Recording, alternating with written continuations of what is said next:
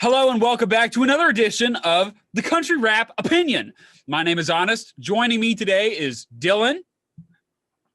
Yo, and the motherfucking one and only Drake McGuire. Yeah. Hold your claps. Hell yeah. Drake, I would very much like to thank you coming on the show.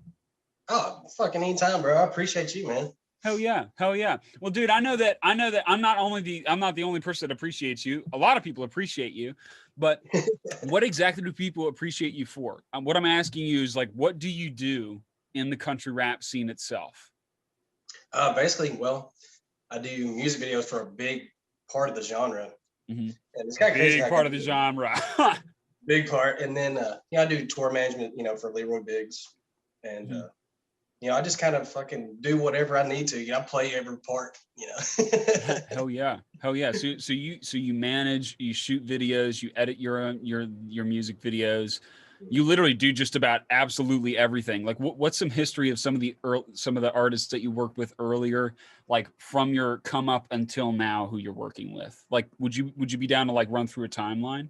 Yeah, dude. Fucking, that's what I was kind of planning on. Hell yeah. All right, cool. Let's get it. Fuck yeah. So we started out like I did this like janky ass music video like when we was in high school or whatever. Ooh, nice. And I always like liked it, but getting out of high school, I was like, how the fuck can you make money doing that shit? I was like, oh, so I kind of forgot about it. Well, then years later, me and Kelso Step, we're at the Redneck Nation. So me and him, we became friends and stuff. And he was a rapper, did rap and stuff at that time, but he's more or less a country rapper because he's from where we're from. Like he went to he went to West Side, which is like fucking, it's like redneck schools through here, like okay. Lamar's right by Clarksville and West Side and all that shit. Uh-huh. Like literally their mascot is the Rebels. Like, so the, Rebel flag, that's like, he grew up around that. Oh, they're well redneck. They've got redneck certification. Yeah. Like fucking stamp of certification. Got a goddamn tattoo on that shit. Yeah. So it's like, it was never nothing to him, as far as that goes. But like, anyway, so me and him were friends and stuff like that. And he had this song, and it was like a, more like a countryside to it, like super country. I was like, fuck, dude, we should like do a video. He's like, yeah, man. And he's like, I want somebody to shoot. I was like, fuck, I'll just, I'll shoot it. I used to do a little bit. So I just, I bought this like Sony Alpha 6000, it's like a 1080p camera. And had the kit lens and all that shit on it, and then like and at the time you're like, whoa, we got 1080p, whoa. Yeah, dude, like, this shit's sharp as hell, like. Bro, look, I got 2 different lenses, man. Like fucking like $30 lenses, right? Yeah. And anyway, fucking so we start talking, and then I was like, well, I need to get a stabilizer. So I get on Amazon. I'm just like going through YouTube reviews of these like the cheapest stabilizer possible. And I bought like this, I think it's like a suit photo like stabilizer or something. It was like, it had weights at the bottom and shit. Oh, and it was like, yeah. So I primed that bitch. And like we like put everything together, and we picked a day or whatever, and we just went out to my buddy's property. They have a bunch of like open, fields and shit. And they got a bunch of cattle and stuff. So we just went out there and went by the creek beds and out in the pasture and up on like, deer stands and just shot this video. Well, anyway, he got a lot of, traction, like real organic traction that people share the hell out of on Facebook. Well, anyway, it comes around, Ryan does the RHTC contest. I think it's been 2 years or so. Yeah, it's because I've only been doing this about 2.5 years, something like that. Mm-hmm. So anyway, he makes that contest, and Kel's like, dude, I'm gonna use that fucking video. So wait, I'm sorry. The RHTC contest? Yeah, basically Ryan held this contest a couple years back that was like, he's like, hey, everybody, make a country rap song or whatever and post it, and then I'll pick the winner out of it, and whoever wins, they get to do a song with me and a music video. Bro, what? Yeah. That is the dopest thing ever. I didn't know that happened. Yeah, it's cool as shit. And oh wow. He was like, yeah, it's super cool. And fucking, at that time, I think, yeah, that was when Kelsey, he did a couple shows, or no, it was after he won. Yeah, he won the contest, and we didn't think he was going to win because he literally didn't submit to like the second to last day or the last day. We didn't, it was like late because he kept thinking about what he's wanting to post or whatever. And so anyway, he posted and shit. And then next thing that we're like surprised because it's supposed to go off likes. So we figured everybody was whoever had the most likes was going to win, and like the people was way ahead of him. But anyway, I guess Ryan, he decided that was the best one, so he picked that and won it. And then so Kelsey went out there and he went out to the ranch and stuff and kicked it and everything, and they ended up making a whole album. Oh shit! And that's when Ryan was like, "Hey, you want to be part of Redneck Nation?" He was like, "Yeah, sure, why not?" And then next thing you know, boom, he's with Redneck Nation and stuff. So. Wow, look at that. I mean, that's like, it doesn't really surprise me a whole lot because that's just typical Upchurch behavior. Oh, wow, look, an underdog. Let me bring them up from the fucking mud. Right. Fuck yeah. That's hell yeah. Yeah, he's been consistent since day one. That's fuck yeah, dude. Right on. So, wow. Yes, that's just kind of how we got, momentum. And I was like, fuck, let's start doing some more videos. So we started pumping out more and more and more and stuff like that. And you built that resume right up. Yep. I've been pausing though and making sure I didn't interrupt in this. So I was just letting y'all talk and then wait for me to ask questions because I didn't want to make it like I'm interrupting. You know what I mean? Oh yeah. Oh yeah. Good. Yeah. What's your plans for 2021? You're such a nice guy, Dylan. Look at over here just behaving himself, No, if you look at any interview I do, I have a problem with interrupting. No, I don't behave myself. No. In 2021, what are your plans, to do what you do? As far as like music video wise and whatnot, I plan. Leroy, I got a couple artists that I'm going to get back on track, and I have a couple of new ones that are, as far as the country lane, that shit, get some momentum going on them. And then of course Leroy, he's got a lot of good content coming out. Like we can't talk about a whole lot of it. Yeah, I know he's secretive as fuck. Yeah. So there's a lot of dope shit's gonna come out. We're gonna have some. I will say we're gonna have some music videos coming out really soon. He's been writing a lot of the songs are. Leroy, his level is just like constantly going up. Dude, it's insane. I'm so proud of it. It is. It's really starting to really pop off for him, which is a good thing. And if you find any other independent country rappers or just rappers, people label just anything. I feel like rappers from the South. You can hit me up and I'll promote, if I think it's dope. If you're discovering new talent. Hey, I appreciate it, man, for real.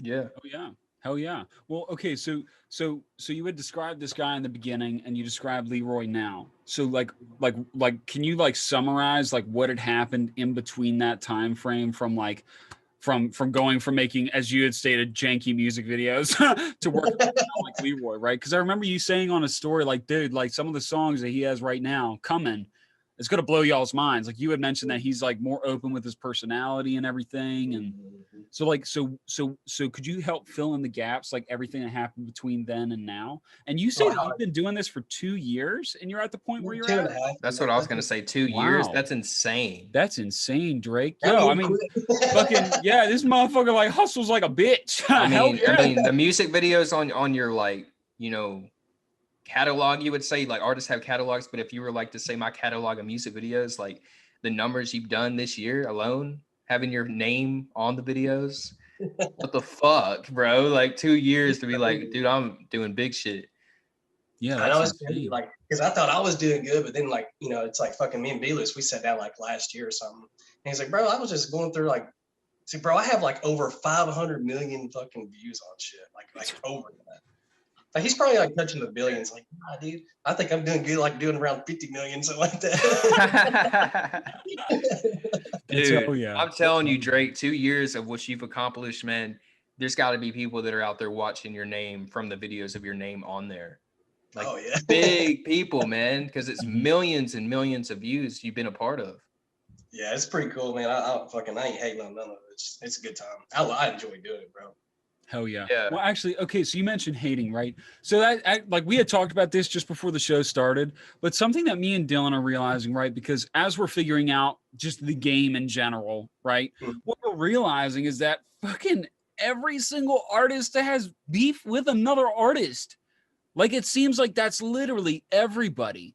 So I'd asked this to Drake beforehand. I'm gonna ask him again. Like the way it looks to me is it seems like artists are like, yo, you have beef with him, but I don't have beef with him, but I'm cool with you.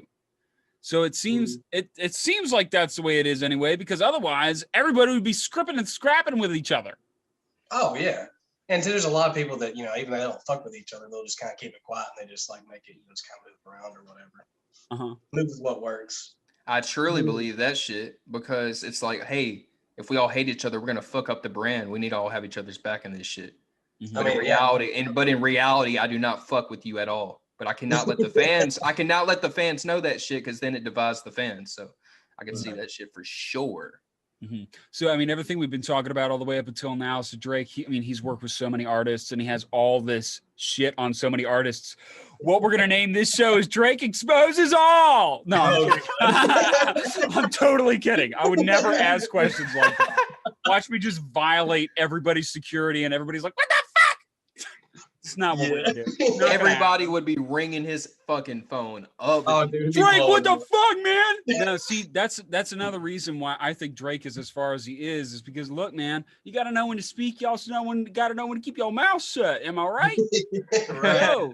So, like, what tips would you have for people that want to get into the position that you're in right now, which is like literally supporting yourself completely independently, right? Off of music videos and managing and like what would be some steps to network and to start connecting with that? How would you recommend approaching something like that? Like, I think the best way, like, as far as that would go, just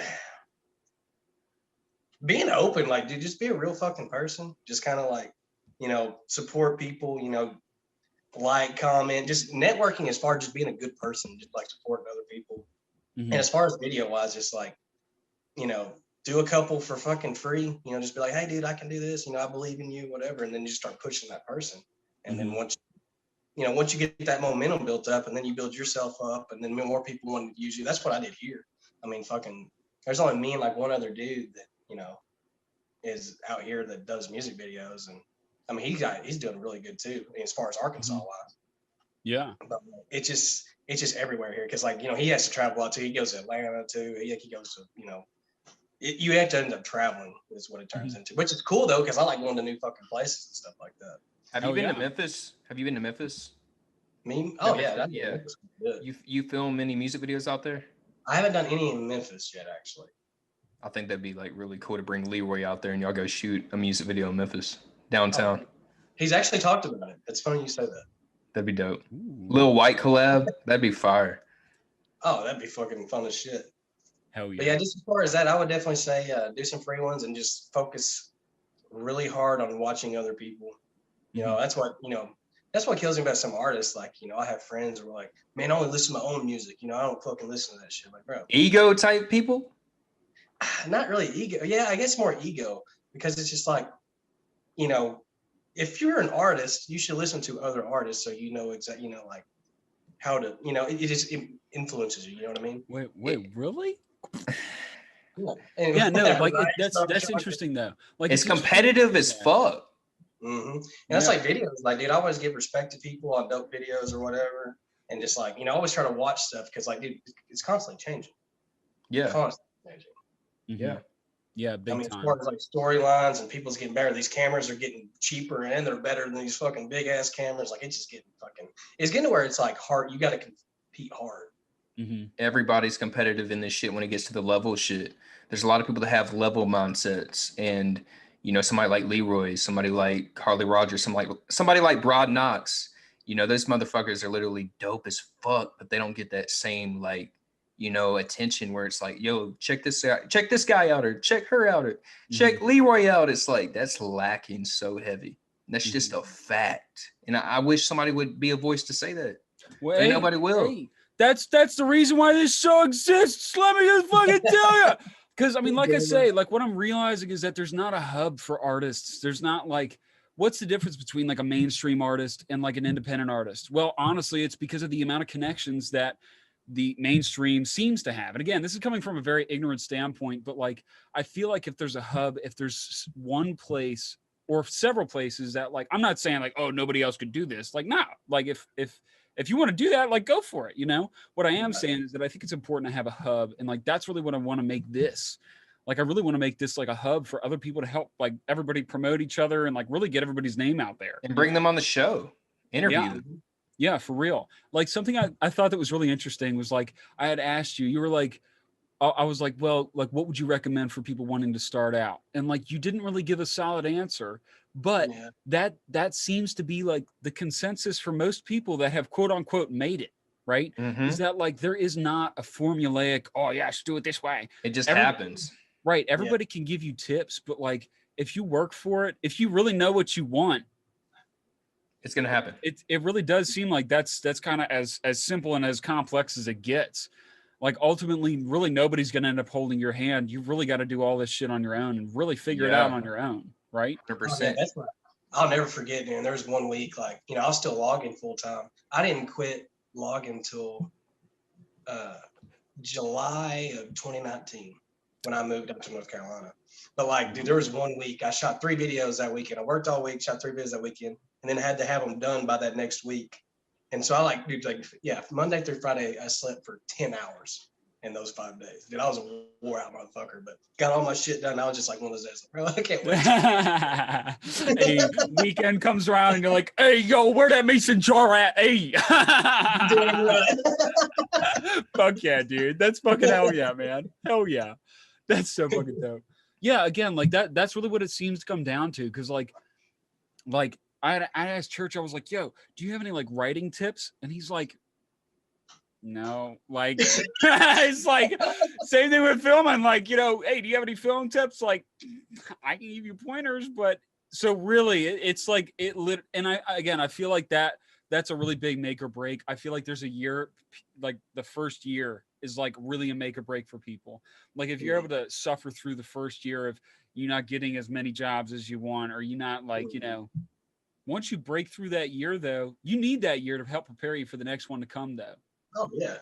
Well, it's kind of good too, because like, you know, it gives you that kind of edge to where you can get better. Mm-hmm. So you're kind of like hiding out. Then when you get to this certain level, you can just kind of come out and boom.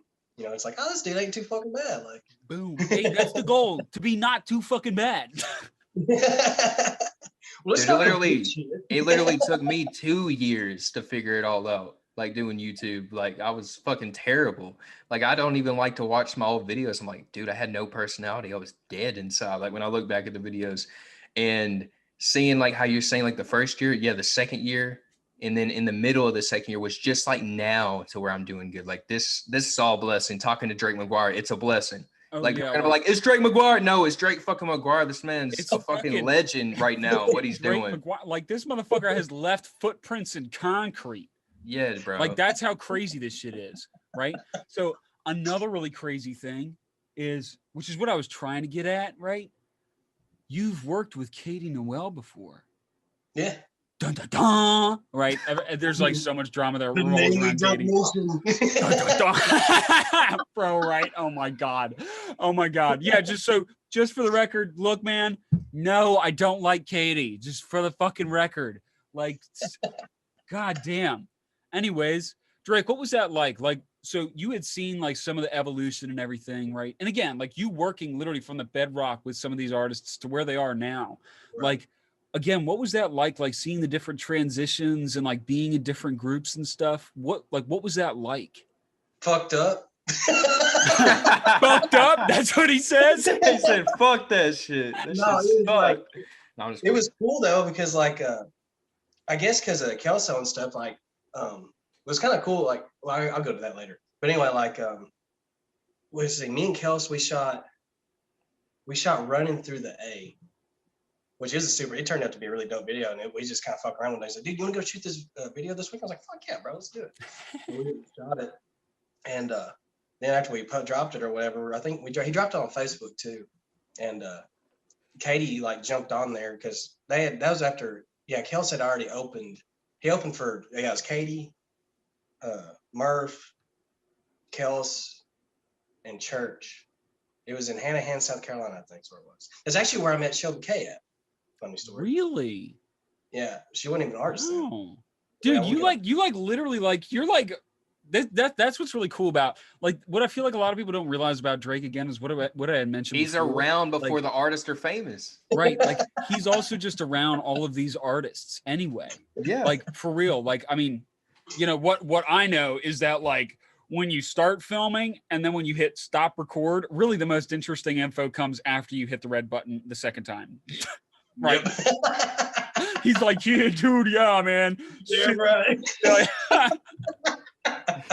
Well, so you're in Arkansas right now, correct? Yeah. So I mean, you had moved over to North Carolina. I mean, you've been down to Florida. Like, you one of them traveling men, huh? Oh yeah, I've been a little bit everywhere. A little bit of everything. But anyway, yeah, back on that. So she saw that, she commented, and I was like, oh shit, you know, Kel's like sending me screens, like, he's like, yeah, Katie fucks with this or whatever. I was like, oh, okay, cool. So her mom ended up hitting me up, and I was like, yeah. She's like, we just want me to come fly you out and do some videos or whatever. I was like, oh yeah, fuck, I'm so down. So anyway, because like at that time she'd only done Diesel Gang. That's like, that was the only song that she had done or whatever. And hell, she got like, you know, she got stupid traction off that bitch. Like it was like dumb. Yeah. And so anyway, I flew out there, and then we shot Carolina Gang, and then we shot what was that other one? Oh, I forget the name of it. It's like she's in the white Camaro, or not white, the white Corvette. I can't remember how it goes now. Yeah, I just, you know, the lack of knowledge on her songs is just really hitting me right now. So sorry about that. Shit. Oh, God. And Country now it all ballet. starts to Country really ballet. burn down. Yeah, I mean- country ballet. So I went out there and I shot those two, and then you know, we sit there and we had them drop and stuff, and they got, you know, really good traction. Everything was really good. Everybody was super cool. Mhm. Her family, everybody was super cool to me. You know, treated me great. Anyway, then we just kind of went on to doing stuff, and then I went out there and we shot we shot Slow Down. Well, we shot 3. We shot Slow Down, but we had to end up dropping it later in the year. Then I went back out there and we shot that one at the Catch Hill cabin. Well, I can't remember the name of that motherfucker. Jesus, I suck. Wait, you shot Catch Hell too? No, I didn't say B-Lou shot Catch Hill. Yeah. That was before I didn't even met her yet. Well, you also have a little bit of history with B-Loose, right? Because I had heard that B-Loose like actually like had lent you like the like original Lumix that he had, right? No, funny story about that. The one that Chunky's got. Yeah. Tell me about that. No, this is before like well, me and B-Loose, we always kind of talked. Like he'd always give me respect or something when I was like coming up with Kels, because like so we always just talk back and forth. Hey man, that video was dope. You know, just he was always like super cool, just like, but not like real close. You know what I mean? Mm-hmm. So anyway, but no, it was weird because Christian DeBrock. After I moved down there, you know, I was using a different stabilizer and all that shit. I think I was using like the Moza Air. Mm-hmm. Or the Moza Air, and Christian hit me. He was like, "Hey man, I'm wanting to sell all this stuff and everything." And I was like, "Oh yeah." He's like, "Actually, B-Lou sold me all this shit." I was like, "Oh, that's cool as fuck." And then, but yeah, later on, B-Lou didn't even know nothing about it. Like, he's like, because I think me and Ryan was talking about it. He's like, "What, you got that camera?" He's like, "Yeah." He's like, "He's like, bro, you got your own fucking camera." So that was the one he shot Ghost with, and he shot Ghost. Fucking, I think Legend. I think he shot Legend with it. Oh shit, that's really fucking dope. I love the early videos. So I was like, dude, I got this, you know, camera. So Hey. then later on, I ended up giving it back to B, and then he's like, I got it, you know, he's like, got a guy I want to give it to or whatever. So that's when he gave it to Chunky and all that. So that's pretty cool. Mm-hmm. Shit, that's really fucking dope. That's what's really cool. You know, something that's super, super distinct about the country rap lane, right? Specifically country rap, is that like realness is recognized, right? I think I know that you could advocate for this hella. It's literally not about being the most country. It's literally about being fucking who you are. Like literally being your own fucking man, right? Like that's what comes across to me anyway as seeming like the most respected thing in our genre, right? So it doesn't really matter. Like, but what's really cool about that is that real recognize real, right? So when you have genuine people that are in the genre, and those genuine people see other genuine people, they want to help those people, right? And again, that's just what's like really cool about the lane, is that like if you're really willing to put in the work, if you're not a fucked up individual, kind of like what you had said before, if you're real, good person, like shit, it ain't that hard, man. Like, just ride that fucking wave. ride that wave. Yo, hey, we got a professional wave rider over here. Motherfucking Drake, motherfucker been surfing, man, like crazy. Dude, that's one thing that's lacking. I was gonna say, like, my Instagram. You check my Instagram. Oh, my bad. Surfers are lacking? Are we good? Yeah, no, I can hear you. I can tell. Surfers are lacking? No, I was saying what was lacking is how you were talking about promoting, like everybody promoting each other. I promote the fuck out of people on Instagram. You can check my Instagram. You can check when I get on YouTube, and I watch other people, and it's like, I won't say their names, but like, I'm like, fuck, dude. Am I like the only like few that does that shit? Like, I'll promote Leroy. I'll promote sometimes Carly on Instagram. Just anybody I fuck with. But then I'll see other people that are like only going on the big collabs or only wanting to share like people that are like status. What's up with that shit? Why is that? Is it really that type of level mindset? I don't know. And too, it makes you wonder if some people just like share it to maybe like, oh, they fuck with me, you know? I'm learning that a lot too, like politics and stuff. And I know I brought this earlier about Leroy or whatever, and I just say like kind of the same names and stuff. But it does like fuck with me a little bit. Like, damn, these people are like really cool people and like really talented what they do. But is it like, okay, if I get at this certain level, I don't want them to get big because they may take my spotlight type shit? Yeah, it makes you wonder. Which I don't think people actually think like that. But I don't know. There probably is people think like that. Yeah, I don't know either. I'm curious about that. And this is just questions. You know, there's going to be people that are like, why are you saying this? Or why are you saying that? Like, no, it's just questions. Yeah, bro, like, we're just asking questions. Like, that's a weird thing is if people get weird about you asking questions, it's like, yeah, wait. Maybe we should keep asking questions then. You don't say anything. Goddamn. Well, okay, so like we were just talking about the internet, right? The internet is really fucking weird. What internet survival tactics do you use on the daily, and what would you recommend to other people to stay mentally sane? You what now? Internet survival tactics? Yes. Hell yeah. Internet survival I would love to hear that from you because that is true. What does that mean? What do you mean? Like not being stressed the fuck out when you're on the internet and you got everybody coming at you saying like negative shit and you're just like trying to take it all in and you're like, fuck. Like to me, I don't give a fuck no more. I used to when I first started because it was just like a lot. Like when you start to get the traction, you get the hate, you get the love, and you get all this shit and you're trying to be like yourself at the same time. It's like, fuck, you know, you're just, you're overwhelmed sometimes. So how do you deal with it being, you know, Drake McGuire? Or do you see it? Fuck, I guess I don't see much. Well, I mean, that's probably like that would actually make a lot of sense though. Because like it seems like internet bullshit is one of those things like you're either going to be on top of it 24/7 or a couple hours goes by and you're already not on it anymore. So it's like, okay, well then fuck the bullshit boat. See, I talk. Like, my bad. You're good. Go ahead. No, I was seeing like too, like I think it gets to a point like it's more like I don't know if you call it like a confidence thing or what. But it's just like I've really never lied anywhere, so why would I be worried about something? You know, 100%. I feel that same way. I was more of like my bad. No, I feel the same way too. Like I'm the same person, but like when I first started just seeing hate, it was like fuck. Like some people can have these hateful comments where like, damn, am I sounding like this or did I do this wrong or like overthinking? Like I've talked to Arctic Kicks about this, and he's like, man, I don't even put the notification like them comments because they say some fucking crazy shit too, so I just turn it off. To me, I would comment all the time. I'd comment on my comments, but now, dude, like, damn, when they say you start to see hate comments when you get like bigger and bigger, that shit's fucked up, bro. Because it's like, fuck, man, they say some fucked up shit sometimes. Yeah, it comes out of nowhere. Yeah, like that's the thing is like that's what's weird is like honestly the majority of like hate comments I don't feel like are actually hate comments. It's just like weird shit people think, and it's like it just makes you think weird things, and it's like why would I even spend time thinking about that? You know what I mean? It's like fucking weird. But anyways, we are actually approaching the 30-minute mark. So at this point in time, this entire interview, all the way up until this point, although I don't like calling it an interview, like this interaction, this, you know, a couple of buddies hanging out. Let's call it that. A couple of buddies hanging out. Right? So this is now, all of this is going to go on YouTube. We also on our website, we're offering an exclusive 30 minutes with Drake. We ask Drake the real questions about the game. And that's why I've been kind of quiet most of this and just let honest talk because I haven't asked like good questions yet. And saving it for the exclusive. We got some good questions. So for everybody watching on YouTube, thank you guys for tuning in. Make sure to leave a like, comment, subscribe, all that other bullshit that every single channel asks you to do.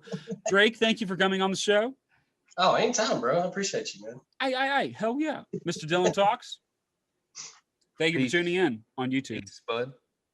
The real, the one and only motherfucking Drake McGuire. So we put out 30 minutes on YouTube, but this is 30 minutes exclusive with Mr. Drake McGuire. And the real questions. The real questions, bro. Oh, here we go.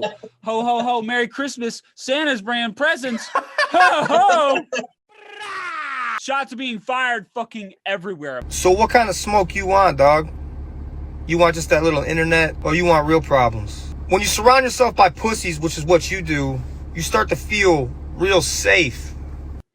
Okay, now also, I feel like that's a pretty powerful thing to say. When you surround yourself by pussies. Because who's Caskey been surrounding himself by as of late? Adam's really going in on this. Yeah, bro. You actually start to feel like you're tough. But what it is you actually fall victim to becoming prey. So don't hunt what you can't kill.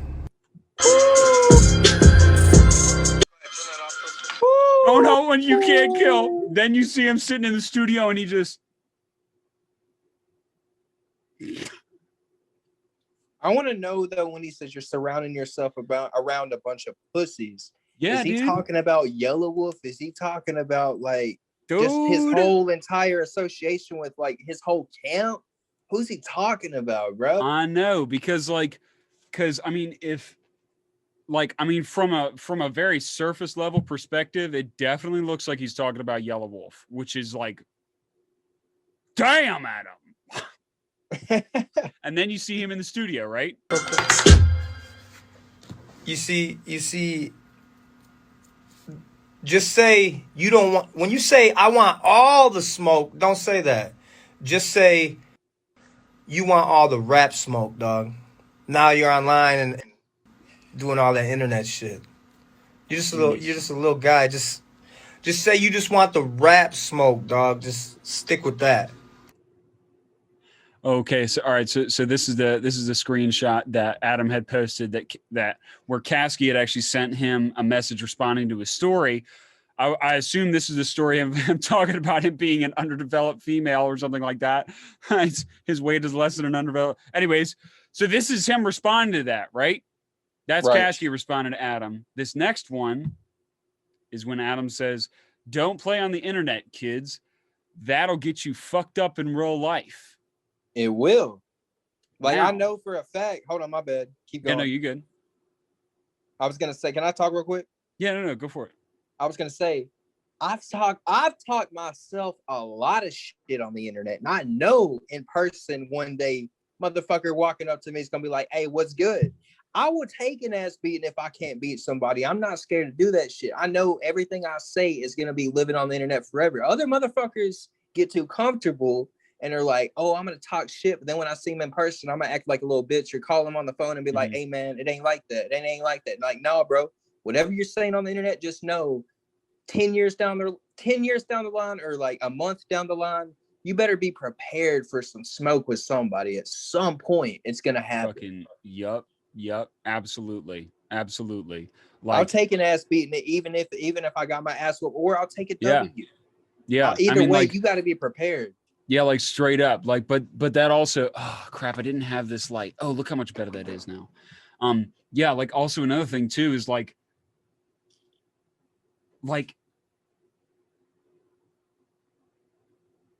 man, this is a weird situation.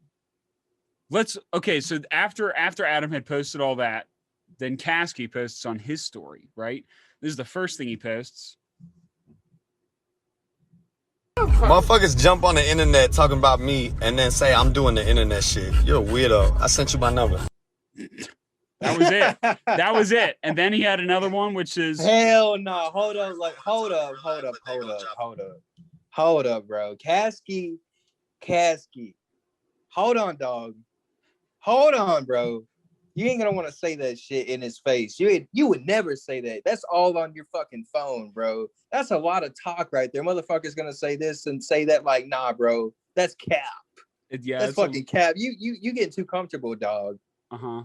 Pull up in fucking Chicago and see what happens. After Caskey had posted that, he posted this right after that, right? Watch, motherfuckers don't want to talk in real life, but they're gonna drop a song. It happens every time. So the last thing that we saw on Adam's story, or one of the last things that we saw, was it looked like him inside of a studio. So I really do wonder if there's potentially a diss track coming. I'm really, really curious about that. That's just conjecture. That's just an opinion. We don't know if that's for sure or anything. But that really makes me wonder what's going to end up happening. If a diss track happens with Adam and then a Burden, I mean, not Burden, fucking thinking of Burden because they had, their own thing. Caskey, then that involves a lot of people that are in this lane. This will be like a war, bro. This will be like a war, bro. There's too many relationships in this shit. Yeah, dude. Yeah. And again, like, we don't know if that's actually going to happen, so maybe it's not going to happen. What we do know is that if that did happen, oh my God. Yeah, shit would get crazy. Shit would get fucking crazy. Like, literally fucking crazy. Hello and welcome back to the Country Rap Opinion. My name is Honest. Joining me is DylanTalkz. What's going on, bro? What's going on, bro? A lot of stuff in the country rap scene. Just from yesterday into today, more stuff has happened. So regarding the beef that we were talking about yesterday, Burden had actually responded on his story, recording some of Adam's stuff. Let's watch this. Ass motherfuckers, and I hear this little frail white boy who's built like an underdeveloped fucking female talking about he wants all the smoke. The last thing I'm thinking about is rap. So what kind of smoke you want, dog? You want just that little internet rap shit, or you want real problems?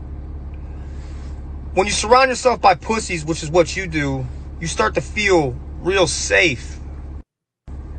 You actually start to feel like you're... Anybody who really thinks that Caskey beat me in that disc, go get your fucking ears fixed, homie. See, bro, now you have Adam Calhoun. Yo, he's sorry. He's hardcore talking about me.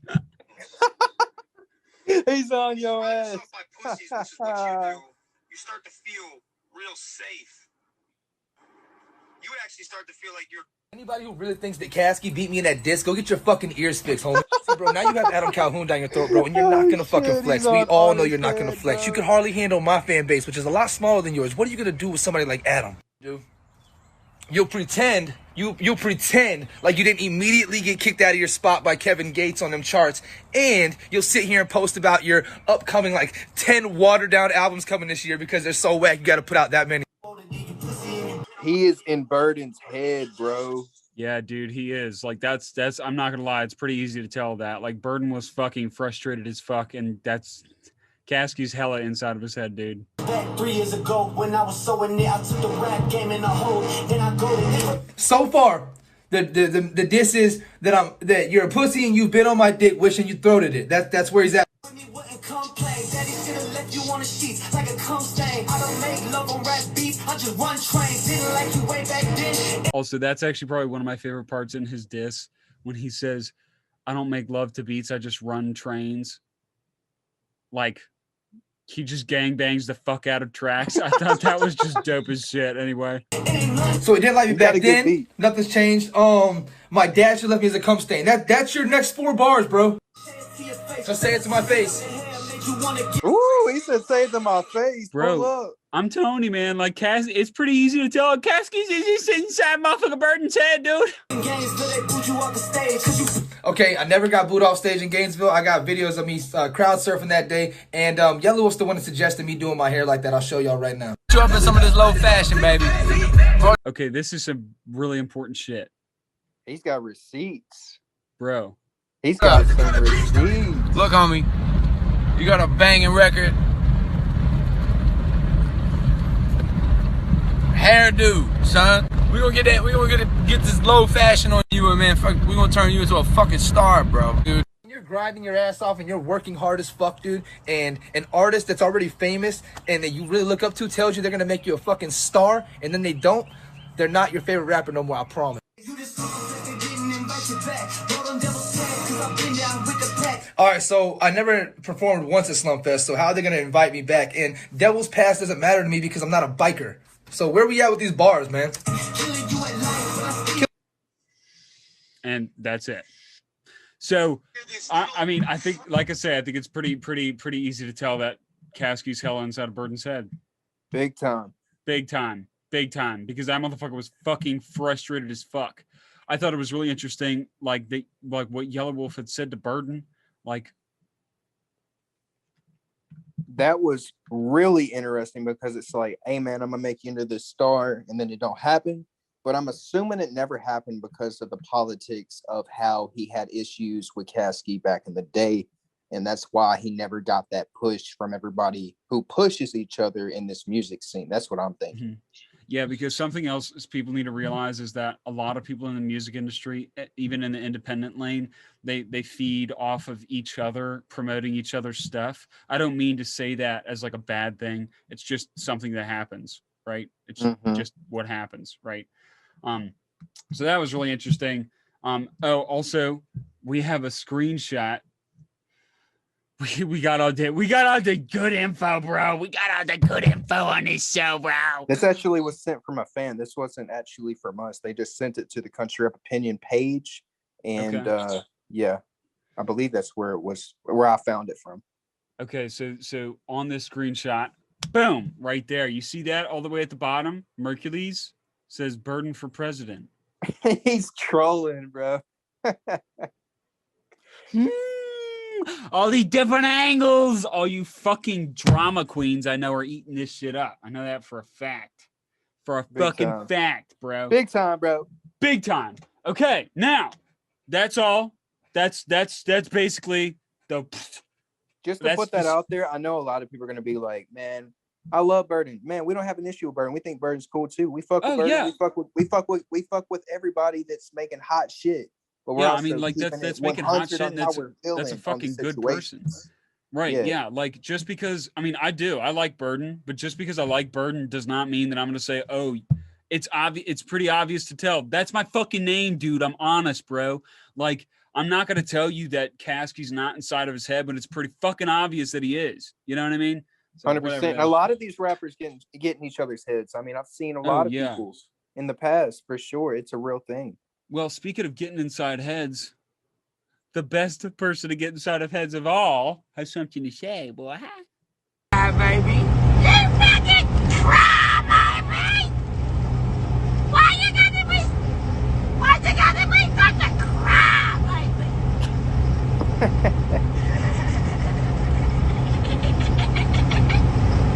I tell them, dude, don't even try to argue with me, you little fucking. It's not gonna work. I'm just gonna make you so mad they can stay up till 4 in the morning. I tell them they don't listen to me, fucking. They don't listen to me. Hey man, when it comes to arguing and fucking with people, I'm a psycho. I'll be the first motherfucker to tell you. This motherfucker with his eyebrow ring, his purple eyebrow ring. Why don't you ever show me love on my albums? Because I don't listen to them, fucking! I don't listen to your shit, fucking! So, who has a purple eyebrow ring? Who the fuck is he talking about? I really want to know that. If any of you guys have any in info, the next week. Also, by the way, feel free to send info to the Country Rap Opinion. Hell yeah, we need that. Like for real, because like this is what's really cool is like this entire show is crowdfunded. Okay, like yeah, bro. We don't take in any money from big artists. We are literally the little people, and we also are funded by the little people. The little people is you guys. Okay, you guys is in us. All right, like so. Think about this, guys. Like. Yeah, me and Dylan we're able to like cop info from places, but think about how much stronger we're gonna be when we have other people also helping us. Because again, we're here for the truth. Helping us. Yeah, it is. The fans are helping us. Like that's what it comes down to, you know? Because again, we're here for the truth. That's the reason why we're here. We're here to talk about shit. We're here to figure shit out. We're here to discuss, have opinions about stuff. That's the reason why we're here. So imagine how cool it would be if you guys helped us do that. Okay. Hell yeah. So anyway, I was gonna say this honest because you were talking, and then I was saying next week. What I meant by next week, maybe sometime next week we'll see Upchurch make a roast video on who this artist is. Yeah, if he keeps fucking with them, I could see him do that. Yeah, and like I actually don't have his story, but in his story, like literally like less than 24 hours ago, he had posted. He says, "How much you want to bet that a shitty rapper is going to end up dropping a diss song within the next 72 hours?" I don't know if he meant the next 72 hours is in from then or from the time that he drops his album, but I mean, he's fucking Upchurch. Everybody wants to be him, so obviously everybody's going to diss him. Duh. You know? I am really Everybody really wants power in this bitch, bro. It's a power grab. It's a fucking power game. Also, look the at my same thing with what Caskey's doing. If you look at it honestly, promotion. Let me shit talk on my phone. Let me say this. Let me say that. Let me get all these big rappers to say one thing about me. Either way, it's benefiting him. Now let's give people like us to make content. Yeah, the fans could be like, well, he's already got, Yellow Wolf. He don't need to do that, but he's in a way still getting in rappers' heads that's pushing his name. Like the Burden stuff is popping when it comes to their beef right now. Now you got Adam Calhoun. Now you got all these other people. It's literally marketing right in front of their faces. Yeah, it does. It's just a circle of motherfucking names, knowledge, fucking beefs, all of that shit, bro. Fucking shit. And the fans eat that shit up. They do. I mean, they, as in like also us too. Yeah, us too. Like we're not excluded by that. Yeah, we're not excluded from that at all. Especially me. I mean, hello. Yeah, like hello. Have you fucking met either of us? Anyway, so really quick. So Upchurch posted something about him being in the studio with Stone Baby Sounds, and he was playing a little bit of a new song. That's from his country album, I bet, just because it sounded like a country song. Yeah, it sounded very new. It reminded me a lot of Parachute. Yeah, I'm really, really curious to see what's going to end up happening with that. I really enjoyed Parachute. Parachute's one of my favorite albums. His best album to me. Who else was in the studio with Upchurch? Nicole. If you guys don't know her, you should go follow her. She's a fucking sweetheart. I love her. She started hanging around church and everything, and I think she's having like a super positive influence on his life. Or it's positive person. Yeah, really just from our point of view. Motivational and super motivational. She's all about the GOAT team. That whole entire collab with church. She is, right? So look at this. We snagged this from her story, yo. He said, yo. Did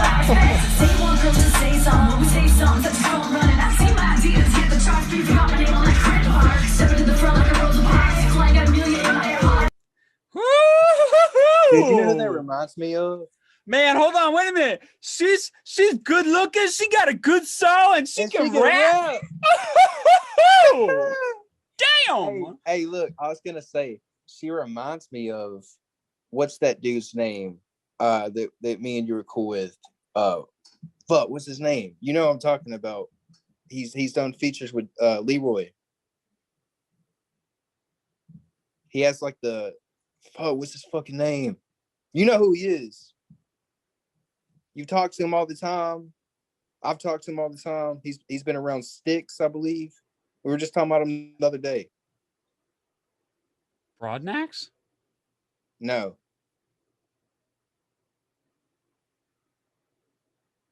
Who do you guys think Dylan's talking about? Let us know in the comments below. Yeah, bro, because then it's like, I don't know now. Like, that was the longest pause ever. Oh, yeah. So also, Leroy Biggs, our favorite Leroy Biggs, fucking the Leroy Biggs, dropped a brand new song today. And it's called Free Music. So he's for the people, baby. He's for the people. It's for the people, bro. Leroy for president, vice president. Oh my God! Imagine if we had Adam as president and then Leroy would get fucked up. No, actually, what we'll do is we'll have Leroy as the he'll be the guy for democracy. Yeah, what is that called? The democracy guy, the guy who goes into other countries and is like, "Hey, everybody, let's all come together, hold hands, peace and love." Mm-hmm. Just kidding.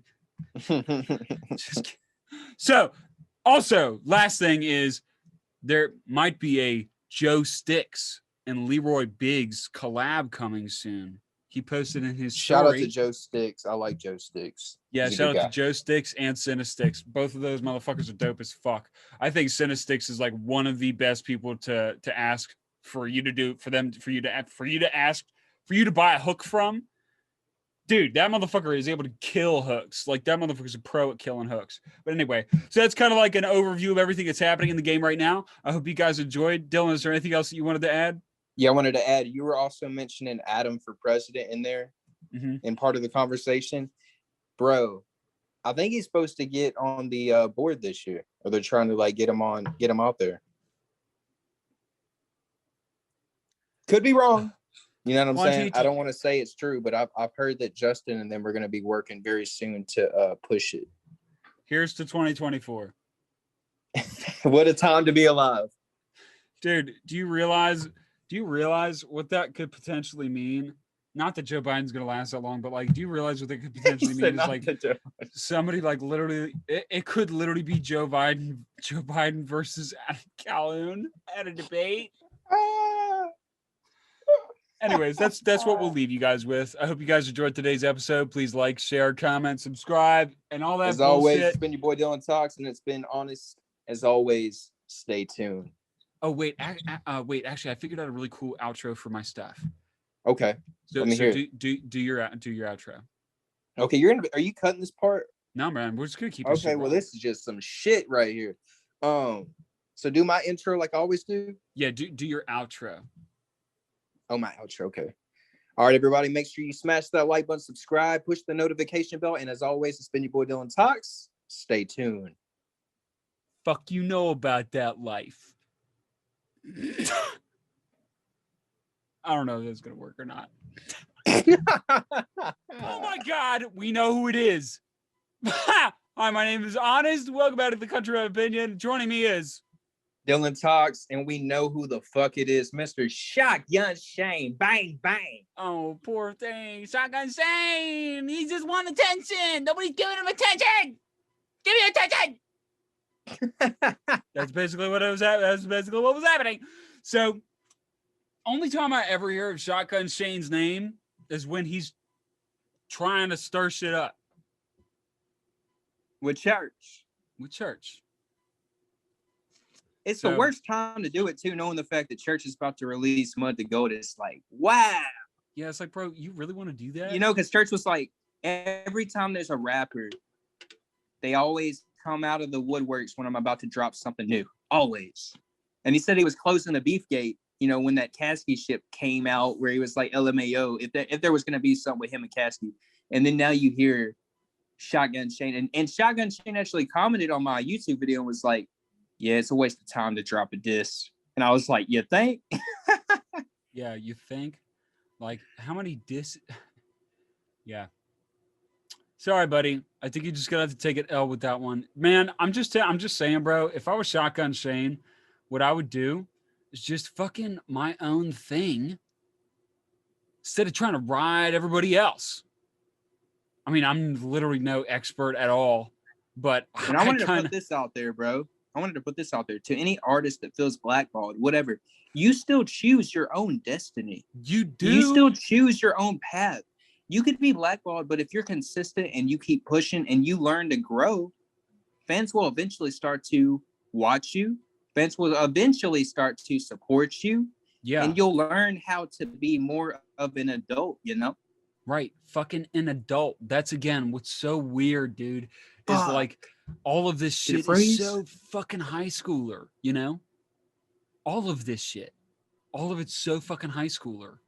So I agree. Like, I think when it comes down to it, like, yeah, just fucking do your own thing. What's up? You were frozen. I was trying to say it's frozen. Oh, well, we're back now. Unfrozen. Damn. It keeps glitching in and out. Yeah, no, it's fine. On the fucking damn, bro. That's all right.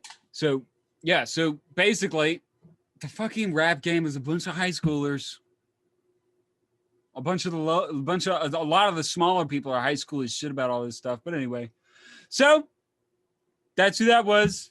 Friggin' Shotgun Shane again. The most loved to be hated.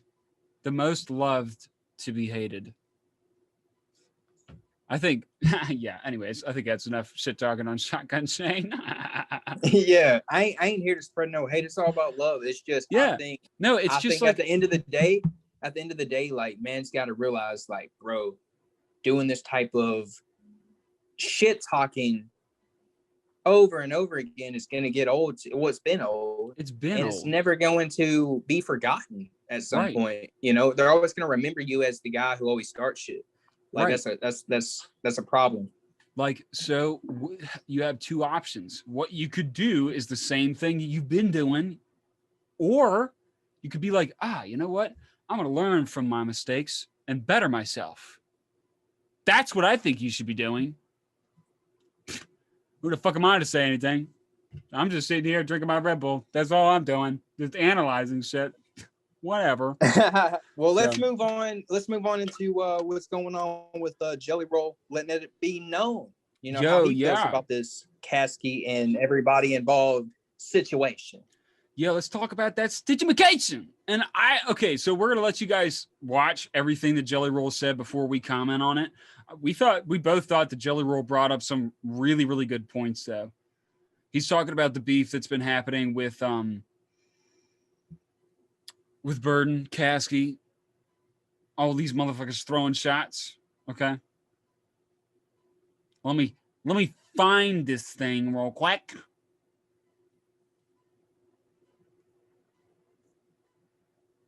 Oh my God, there's all this dead space and I haven't found it yet. Shit. Got it. This is what Jelly Roll said. For those of y'all that know me, y'all know that I promote peace and prosperity. I'm a loving guy. I believe love is the answer to everything. And that's because I spent my previous life wrapped up in violence and drug dealing. So here recently, a lot of people have asked me, what do you think about such and such beefing with such and such beefing with such and such? And honestly, y'all, from the bottom of my heart, I think that shit is corny as fuck. And I'll tell you why. Because where I'm from and how I came up, they're not really beefing. I've had people I loved. I've had to carry their casket because of beef. I have friends doing 50, 60, 70 years because of beef. What these dudes are doing is not beef. They're a bunch of egos screaming on the internet and making songs about each other. And as an elder in this game, that shit is lame, y'all. That shit is not helping anything or anybody, y'all. Personally, that's not what the fuck music's about anyways, man. Music's therapy, man. It's to fill a void that people need, whether it's something to ride to, something to cry to, something to get high to, something to get sober to, something to party to, something to help them get them through a bad day.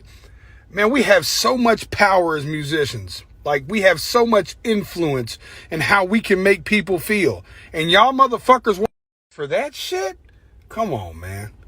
We can all do a little better, man. World needs a little more love, man. A little shit.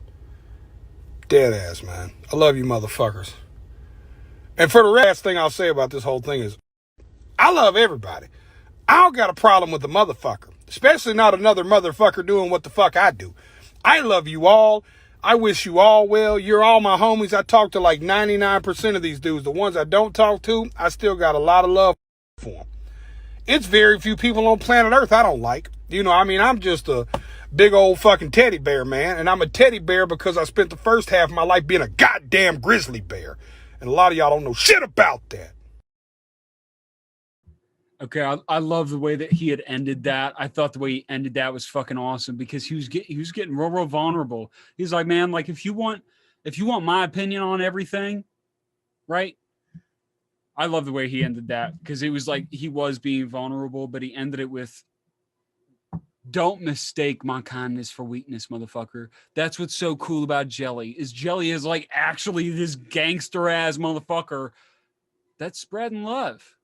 And like, I think when it comes down to brass tacks, personally, I think everything he's saying is right. I do. I agree with him all the way through it. And I think also, though, this was just rap beef. Straight up promotion. I was not a fan of when Caskey mentioned Jelly and everybody's name, saying, man, they fuck with me, because then you put Jelly in the situation, and Jelly just seems like a guy that doesn't want to be in that shit because he's like a positive dude. And I think people think it's corny, but also the fans are entertained by it because they're like, I like this artist. He is so dope at how he made that diss, and then he's dope how he made that diss. I mean, they really enjoyed it because it was just like rap. But a lot of the OGs, of course, when you hear beef, it's like, bro, that ain't beef. That's not beef. You know what I mean? Yeah, but I think there are that's definitely what I think. Yeah, I think there are definitely some different aspects to it. Like, I think that I don't think it's necessarily like a complete and total bad thing to be doing diss tracks on everybody, right? At the same time, I think what Jelly says holds a lot of weight. Like, I think at the end of the day, yeah, it is just a bunch of egos screaming at each other, right? Yeah. But I like that he said both too. I like that he wasn't like one-sided. He was like, man, both of y'all look corny as fuck. Yeah. Because you're calling it a beef when it's not a beef. Maybe they should have clarified it was a rap beef instead of saying beef, or whoever said this was beef. I don't even know if anybody said that. I just know they went on the internet, talked shit, and they did the music thing. It was the typical industry shit that people do in the music industry. It was the same type of formula. It was literally promotion. Burden went from 150,000 subs to 160,000. And I think Caskey jumped like up to a couple of thousand of subs as well. It's really beneficial in the whole situation.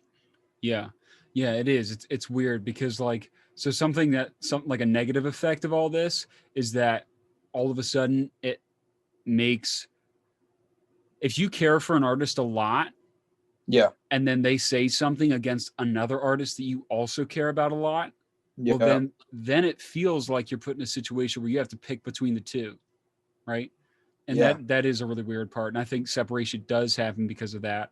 At the same time, though, like, if you're a rapper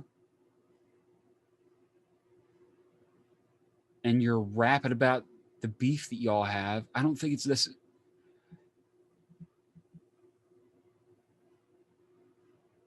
I think rap beef is different than beef. Like, and there was I think that's really what it comes down to. There was a big storyline between both of them. Like, this was like building up for years. Well, like, I mean, it happened 3 years ago, but I'm saying there was already a storyline. They both didn't fuck with each other. And then as soon as he has this album with Yellow Wolf, he goes on Instagram and somebody commented about Burden. He was like, I ruined his life. And that's when Burden was like, oh, hell no, I'm about to say something. And then the whole diss track started. It was, in a way, bro, it was straight up marketing. To me, that's what I saw in the whole situation. I was like, these motherfuckers are not going to fight each other. At the end of the day, like, it's literally, you know, just straight up hip hop. Because, like, if you look at all the rappers in the music industry, like, most of them are not fighting each other or causing damage. Like Eminem, he ain't doing shit. Fucking Machine Gun Kelly, he ain't doing shit. Meek Mill, he ain't doing shit. Kanye West, he ain't doing shit. 50 Cent. I mean, they said back in the day, like, 50 Cent was. You mean like rappers that have other, like, beef with rappers? Beefs, yeah. There's like a lot of history of rappers that do exactly what they do, and they don't, you know, go out in the street and fight people or do anything. Yeah, it's like, I mean, like, don't get me wrong. Like, I think, like, and I think about 50 Cent was one of those that got into some real shit. So yeah, that was real with him. Because the Ja Rule shit, Yeah. Oh yeah. That was some really heavy shit. Yeah. Like, for real. Like, I think ultimately at the end of the day, I see Jelly Roll's point, and I think it's important for us to notice that. Yeah, and although I do agree with him, I also think it might be a little more complicated than that. You know, which makes me look at the whole situation and wonder, like, okay, if this was this all built for marketing? I'm not saying it was. I'm saying if it was, then it's like, damn. So this is like some fucking manufactured drama. You know what I mean? Yeah. So I don't know. It starts to get kind of weird there, but it did feel planned, and a lot of this shit is planned, like in a weird way. I'm not saying it's not real. 100%, I think it's real. Oh yeah, but at I the do same too. time, Also, I think both of them knew, bro, this is working, and I'm gonna keep doing this for however long until I stop or whatever. Like Burden took it, to the next notch because he kept dropping more disses. But at the same time, how they were on the internet going back and forth, in a way, it's like it was hot. It was making both of them really expand. I mean, you had reaction channels with over like 300,000 subs reacting to their songs. It was benefiting the whole time. Yeah, and like also when it comes down to diss tracks, I'm actually normally the person to be like, I literally think diss tracks are fucking stupid.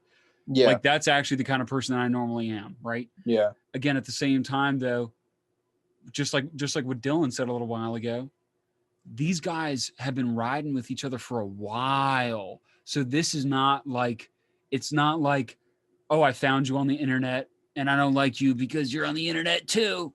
It's like, no. Like they were like friends and then they were not friends, But anyway, so yeah, so that's kind of an update on everything. I think Jelly Roll has some fucking huge ass balls speaking on it anyway, right?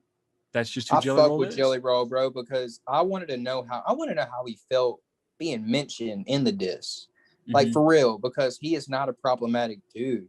He's very peaceful. He's very, very, very intelligent, man. When you have a conversation with him, he'll talk to you for hours and just give his point of view on things. He's very smart. So when I heard his name get brought in, I was like, that's kind of tacky as fuck, because you're literally using all these OGs' names for attention. Like that's what it was. I mean, I'm being real. So you're talking about like in regards to inside the diss then, correct? Yeah, reason. I mean, I honestly, dude, I kind of feel like the same could be said about Burden though, because like when he was like bringing other rappers into his stuff, like the comment that Caskey made about Upchurch, right? The LMAO. Yeah. Right? Yep. So it really makes me think. It's like, okay, I see that, but like, dude, on Caskey's end, I mean, it was like he was like, they don't fuck with you, and then Burden was like, oh, they don't fuck with me. Well, look at this, look at that. It was just it got real messy almost, man. And if this shit got like really real, like everybody was involved, like that would be horrible. Yeah. Like literally, just like we were talking about the other day, a fucking like if this shit war. was real, like everybody was actually, about to take it to the next level outside of music. Like, I don't know. I'm glad Jelly Roll was like, yo, this shit's corny or whatever, because there was a lot of relationships tied into this shit, man. Yeah, and I think it was really, really important for him to mention that. Like, I think it was extremely important for him to mention that. But so anyway, so that's kind of like an update on everything that's been happening on that end of stuff. Two more things that we wanted to mention was, one, the Carolina boys are releasing a brand new project with Leroy Biggs. Brand new project. It's called Sweetwater. I know it's an album. I don't know how many songs are on it. I want to say a minimum of 5. I want to say, right? But Carolina boys are dope as fuck. They're hella underrated, and Leroy Biggs is fucking Leroy Biggs. So, yeah. And also somebody who I showed Dylan to, brand new person. What'd you think of it, Dylan? Huh? It's pretty good. He reminded me a lot of Domain. Yeah, he reminded me a lot of Demon Jones and Crucifix. We're similar. Yeah, when you said that, I was like, ooh, that's a good point.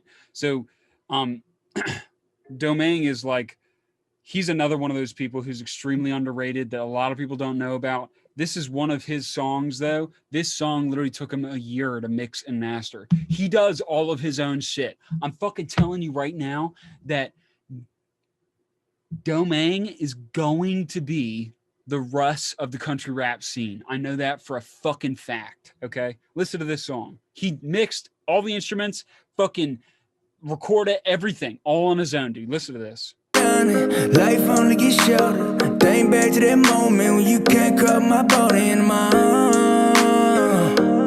Gotta keep my calm. You ain't mean no harm. You vibe too much. Your style, your touch, your smile remind me of the light of night. Know you That's just a very, very tiny clip. I'm going to put the link in the description for you guys. But I think that about covers it for this episode. Thank you guys for tuning in to the Country Rap Opinion. My name has been Honest. My name's Honest. Peace. My name's out. Dylan, and as always, it's been your boy DylanTalkz. Stay tuned. What's that? I just wanted to have a good intro while I welcomed you guys. Hello, welcome back. My name is Honest. Joining me is the one and only DylanTalkz. How are y'all doing today? How y'all doing? I'll tell you who has been doing things is Broadnax. Let's just go ahead and just jump in and talk about him. Not only Broadnax, there are a couple of other things we're going to cover today, but Broadnax, I admire him for a bunch of different reasons. His work ethic is one of those reasons, okay? Right? This motherfucker, 2021 rolls around, and he comes in and is riding the entire year hard as fuck. Okay, this is something he posted to his story today, right?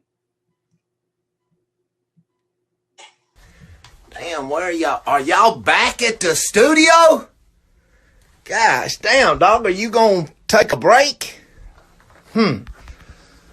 Lord willing, and the creek don't rise, bitch. We back at work, dog. Ooh, wait, dude. Holy shit. Okay, so the reason that excites me, let me just tell you why that excites me. It excites me because Broadnax came into the year really, really hard. He dropped a 16-bar challenge. He dropped a YZ remix to Upchurch's song YZ. He dropped a remix called OG by Broadnax. Okay. Genghis John, Been Woke, which is a Tom McDonald remix of Fake Woke. And he dropped OG brand over the fucking hoodie he had. It was straight up like the same thumbnail as Tom, and he had the OG. I was like, damn. Yeah. And he put Ben Woke. Like, it was kind of like, man, I've been woke. Right? Yeah, it's dope as fuck. And then he also dropped another remix to Been a Problem. Hard as fuck. That was dope as fuck, bro. I love it. Dude, he's been a monster. That's what he called it. He's been a monster. Like, this motherfucker, he's been chugging in the game. And that's why I'm excited, because after I saw that on a story, I was like, hey, get a new Broadnax remix, maybe. Who did the visuals for Been a Monster? Do you know that? No, actually, I don't know who did that. But his viewership's amazing too. But yeah, no, his viewership's really, really good. It's viewership's good because he's a good artist. That's what it comes down to. I think a lot of people better look out for what's about to happen with Broadnax. I guarantee he will have 100,000 subscribers within the next 5 months. Bro, whoa, 5 months? I'll give him 5 months. If he keeps grinding and dropping like every week, like he's been doing, yes. He's already at 26,000 subs right now. Broadnax, you hear that? That's a challenge, motherfucker. We're challenging you, homie. 100,000 subs, 5 months, motherfucker. Let's do it. Hey. I like his energy too, man. He sent me a DM the other day, and he was like, "Hey, man, if you ever need to talk about that real shit, dog, that real shit, I'm here for you. I'm here for you." You know, he's so kind, but also serious as fuck when it comes down to, you know, business. Mm-hmm. Yep. I like that work ethic, that hard desire to be great. Mm-hmm. Yeah. You want to talk about somebody pushing? Broadnax. Definitely. Also, all you country music singers are bitches, according to bunch of Church. Bitches. Little apologize pussies. Bunch of pussies. This is what Church had said, and then we're going to discuss. All y'all country singers out there being little crybabies, and y'all are all hookers. How much y'all cost? I'm trying to fuck with y'all. Yeah, what you country singers have to say about that? Not shit. Not a damn thing. Okay. Why is he saying that, right? So why is church saying they're hookers? Well, in my opinion, it's because if their label daddy waves them money, then they do what their label daddy says. True, but a lot of it is this. A lot of them are broke as fuck and not selling the amount of albums they need to sell. So they're like, hey, bud, since you're already making us look like a fucking idiot, and we're super not about that shit, and you owe us a lot of money, we need you to go over and apologize. Like, a lot of them are broke as fuck, and they're not meeting the goal that the labels want them to have. So they have to apologize. Yeah, I do. I totally agree with that. It's like, it's more so like it, like literally like them being broke as fuck so they can manipulate you anyway. Because like, how are you feeding yourself? Right? No touring. No touring. Oh and my God. A lot of the percentages from even their streams. I mean, I've had conversations with Jelly Roll about that. I mean, that's some real shit. The independent scene, they solely own just about everything. So the label daddy is a real thing for sure. Yeah. Hardcore. Upchurch ain't that way though. Right? Few people are that way though. Right? Here's the thing about being an outlaw. Okay. You don't give a fuck. That's really what it comes down to. You just don't let people push you around. It's not about being a dick to people. It's about having a backbone. And not being afraid of shit. Like, I'm so sick of people that are like, why would you say this or why would you say that? Like, no, fuck all that shit. Even blackball, being scared to be blackball, being scared what people are going to say when you say shit. Fuck them. Right. They're the ones trying to get in your head. Fuck all what they're saying. They're the people that want you to play into this political game. Fuck the politics, bro. I'm going to do whatever the fuck I want to say. And if nobody fucks with how I'm moving and what I have to say, then fuck it. I love a challenge. Because here's the thing is that y'all that I'm gonna be the best. There are always going to be people that like do fuck with your shit. Yeah, that's the thing, and it's like that's the only people you need to worry about. That's all you have to worry about. Like if people leave you, that they weren't real from the beginning. No, yeah, like, and like you guys hear this stuff all the time, and it might sound cliche, but like the reason it's cliche is because it's fucking true. So. You know about that, right? Anyway, so Upchurch also has some dope ass motherfuckers on his new album cover that he released, Mud to Gold, which is dropping. Shit, I didn't write it down. March 9th, my guy. March 9th, my guy. March 9th. With Paul Wall, Lil White, and Mercules. Bro, Jelly for real. Roll. For real. I mean that's a pretty dope looking lineup. I'm like really curious to hear the Side Road Fresh remix. I'm really curious about that. Probably the biggest off of the album for a music video, I would say. But also, what was that? What was the one he dropped as like just a first song for us to understand how great this album was going to be? It's on his YouTube. Can you let me know what that's called? Oh, it's Melatonin. Oh, well, I guess My Yard as well. Yeah, My Yard. Yeah, My Yard was the first. That looks like it's going to have a crazy visual if he does some music video with that one. Oh yeah, big time. I honestly think that Mud to Go or the My Yard one. I think that's going to be like his. That's going to be like one of him in the bathtub. I have like a really fucking good feeling. I don't know if that is or not. I think there's a different song, but I do know that that scene where he's in the gold and shit, that shit's gonna be crazy. Yeah, regardless, it's gonna be a dope ass fucking music video. It's cool to see like Upchurch work with other people, especially people like Mercules. Like he's having like Mercules and Jelly Roll in the same song. Like fucking this album's special, and he don't really do features, so yeah, that's like really rare. And he hasn't done a rap album, and I don't know how long. It's been a while.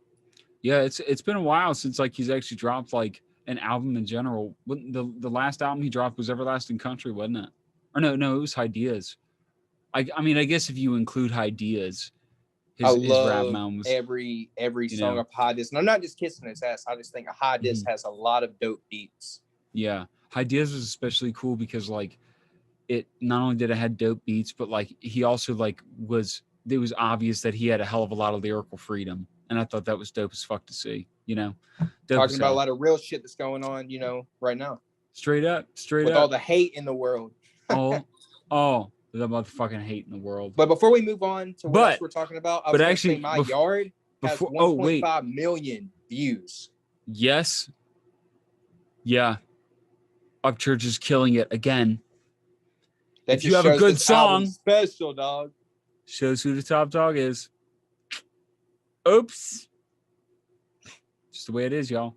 But anyway, so actually though, country music singers being bitches, by the way, about that, he's gonna get this t-shirt made. He's gonna be Luke Combs' biggest fan. He needs to go to a concert and get front row tickets and be like, Luke, it's me. Bro. You remember me? Like he has a concert of 20,000 people and then he gives everybody a free t-shirt. That would be priceless, dude. Amazing. That'd be fucking amazing. I also saw Outlaw made a video about them and was like, they need to have a boxing match. And oh my God, dude. I swear to God. Down. I'll do that any day of the week. Good Lord, dude. I swear to God, if that happens, that's going to be insane. That would never fucking happen. But that shit is funny to make a video about. Like, yeah. It got clicks, you know. Yeah, it was pretty fucking funny. Speaking of funny shit, this is literally has nothing to do with country rap. It's just funny as fuck. And we just wanted to let you guys watch it. I'm so turned on by this sexy piece of machinery. You want to know how many horsepower this thing's got? The answer is 1,776. Now all y'all boys in them Chevys and them Dodges and Nissans got reverse, but you know what? This thing here ain't got no reverse. You want to know why? Because these colors don't ruin. This F-250 Super Duty is so American. It don't run off gas. It runs off Paul Mall's and Boone's farm. This motherfucker got a fucking minivan, dog. I got a minivan, cuz. So that's your little bit of that's your laugh for the day. America, baby. America. And two more things. So Adam Calhoun is dropping something that's really interesting. Okay. We don't really know what this is or what it means or what it's for. It just sounds like a message to the rap game. You what now? It just sounds like a message to the rap game. Yeah, I'm curious for this. Oh wait. Here we go. You just lied, swear to God, I see you, my skin tone, yeah, yo, same color as Mayo. I got people on my payroll that'll roll your ass like Play-Doh, fuck the rap game in the a-hole. Ayo, 8087, yeah, I really hate rappers. His goon squad sounds like they ready, bro. He said, I got them on my payroll. I'm really fuck the rap game in the a-hole. Ooh. I'm really, really curious to see this. I'm really, really curious to see this song, you know? And actually, you know what? I just fucking realized. Oh my God, dude. That beat was the same beat that he was in the studio with. Yeah. When he took off his glasses. Yeah. Oh shit. Oh my God. Oh shit.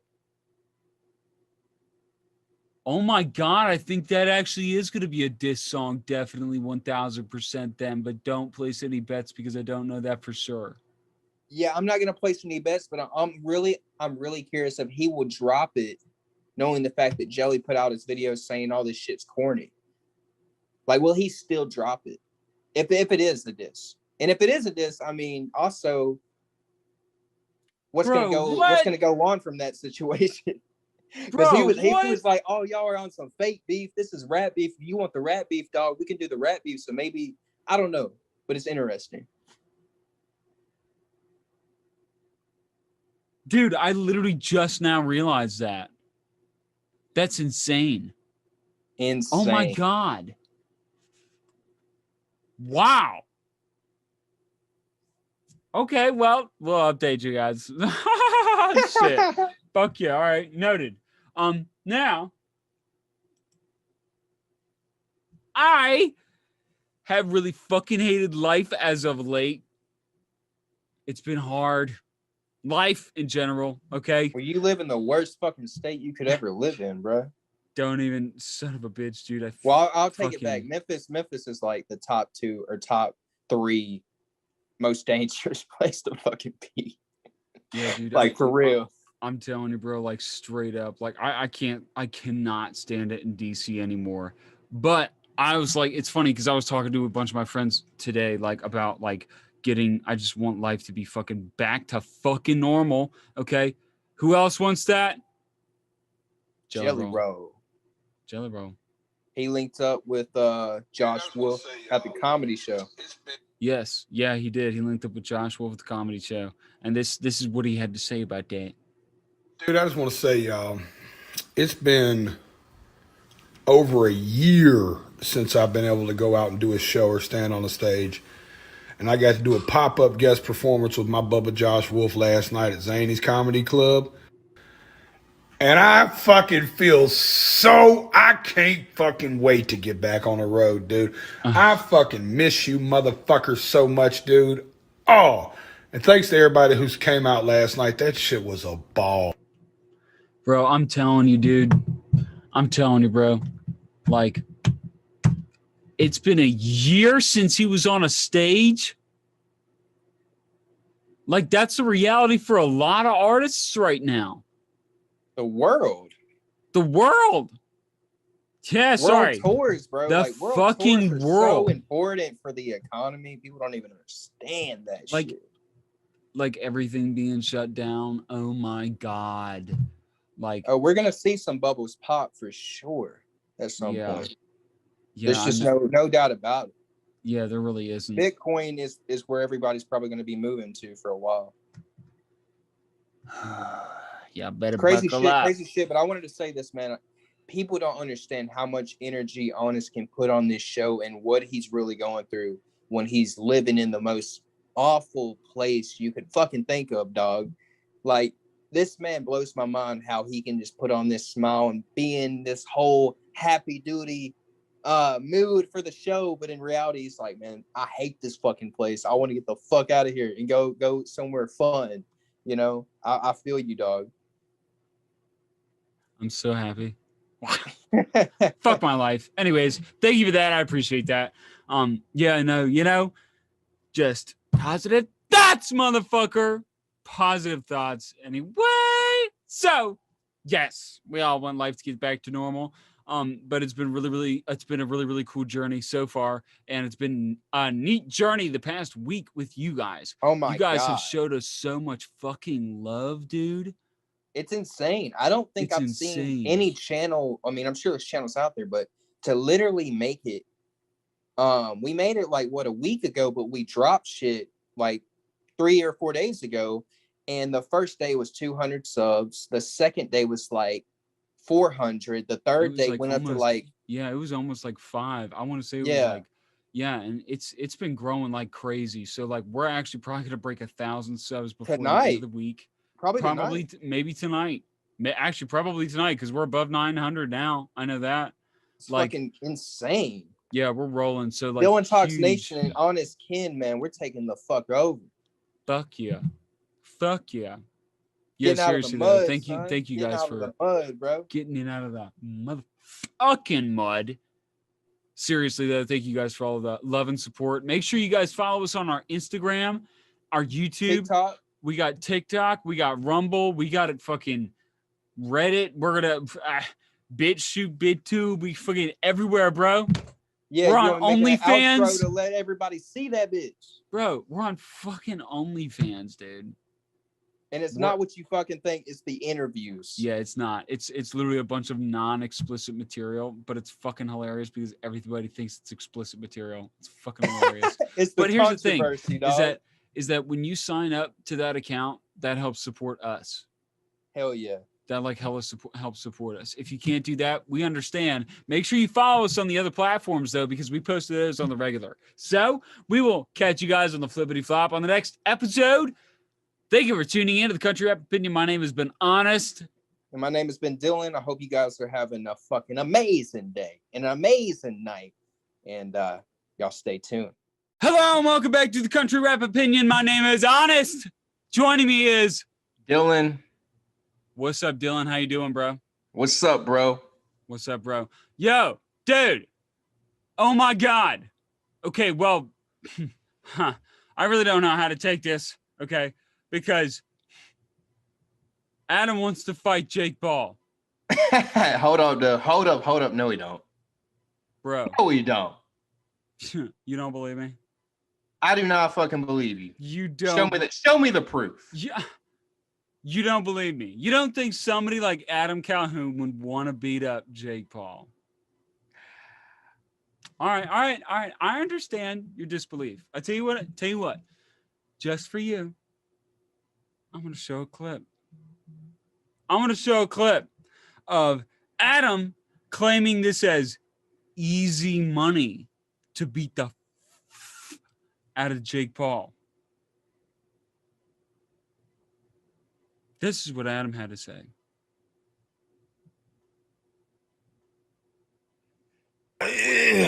Yeah, I can box Jake Paul. Jake Paul won't box me though. Yeah, this is easy money. Oh, whoa! It's confirmed. It's official. Bro, it's gonna happen. It's Oh my official. God. What? I really fucking hope that happens. Oh my God, wait, bro. Hold on, wait. So for you to understand how fucking insane this could be, do you know who Jake Paul is? I know you know who but do you know who Jake Paul is? Everybody know who Jake Paul is. He's an arrogant, cocky son of a bitch. This is a quote unquote a message, a poem that he had By the way, written. I just want to put that out there. I was trolling just now. I do not see that ever fucking happening. Oh my God, no. I actually do think that could happen. I think potentially if the right pieces were in place, I think that potentially could happen. And I think that would be a really, really good fight. Not necessarily because I think that Jake Paul is a good fighter necessarily. Okay. Oh, he is pretty damn good. I watch how he fights, and he's training with fucking Masvidal, dude. He is, right? So to give you guys a sense of how cocky he is, check out this. This is a poem he had written to Floyd Mayweather, who he's still trying to fight. Okay. It's funny as shit. I saw it too. Funny as shit. Okay. Look at this.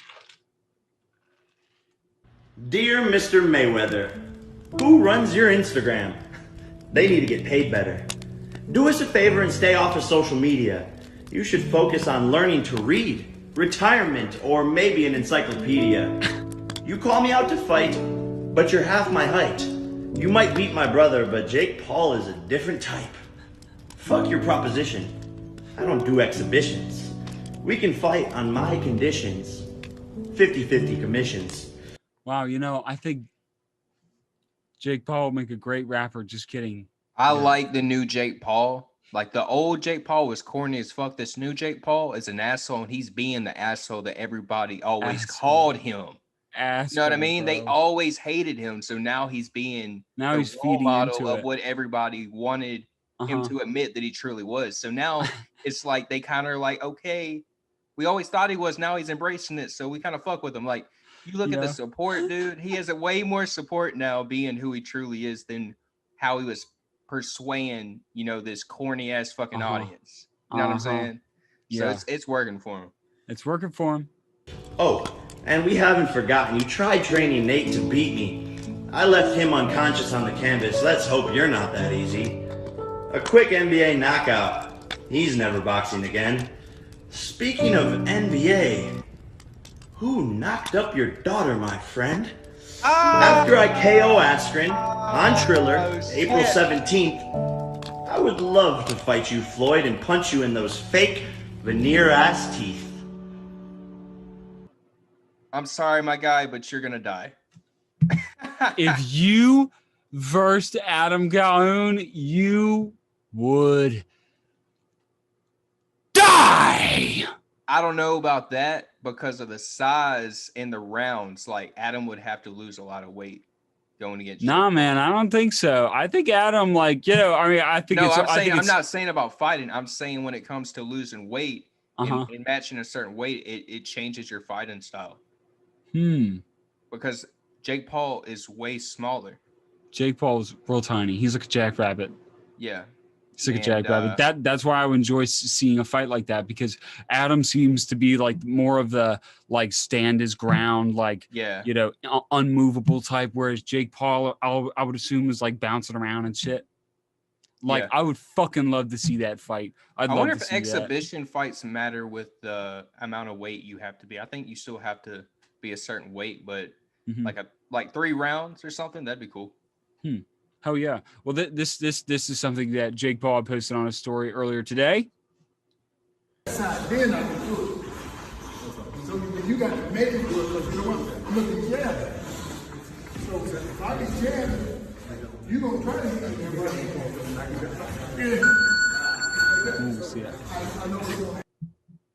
So you can see that Jake Paul is preparing. Jake Paul trains a lot, constantly, it seems. Oh, dude, he's been doing this for like 3 years now. I really fucking hope that happens. I really hope that happens. I would literally pay per view to be able to see that.